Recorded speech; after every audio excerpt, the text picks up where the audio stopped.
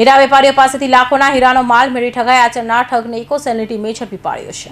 Surat crime બ્રાન્ચની આર્થિક ગુના નિવારણ શાખા એટલે કે ઇકોસેલની ટીમે સુરતના હીરા વેપારી ધનીશ મોહનલાલ સંઘવી તથા તેમના પિતા મોહનલાલ સંઘવીની પેઢીઓમાંથી સીવીડી તથા રિયલ હીરાનો 19,33,000થી વધુનો માલ લઈ જઈ તેના રૂપિયા ન આપી ઠગાઈ આચરનાર આરોપી મૂળ ભાવનગરના વલ્લભીપુરનો અને હાલ ઓલપાડ રોડ પર રહેતા વિઠ્ઠલ હરજી પટેલ કાકડિયાને ઝડપી પાડ્યો હતો અને તેની વિરુદ્ધ કાયદેસરની કાર્યવાહી હાથ ધરી હતી।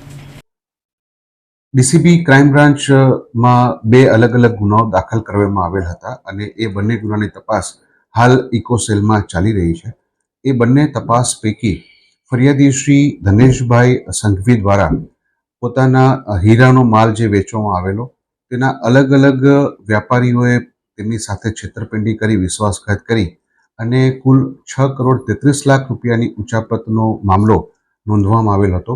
જે અનુસંધાને અહીંયા ઇકોસેલમાં આરોપી વિપુલ પટેલની ધરપકડ કરવામાં આવેલ છે અને તેઓએ ફરિયાદીશ્રી પાસેથી આશરે 19 લાખથી વધુ રકમનો માલ ખરીદ કરી અને તેઓને સમયસર પેમેન્ટ નહીં ચૂકવી તેઓ ફરાર થઈ ગયેલા હતા।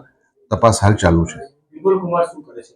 વિપુલ પોતે પણ હીરાના વેપારમાં જ પોતે સંકળાયેલા છે અને ફરિયાદી પાસેથી તેમણે 19 લાખથી વધારે રકમનો માલ મેળવી અને એ માલના પૈસા જે હતા એ ચૂકવ્યા વગર પોતે ફરાર થઈ ગયેલા।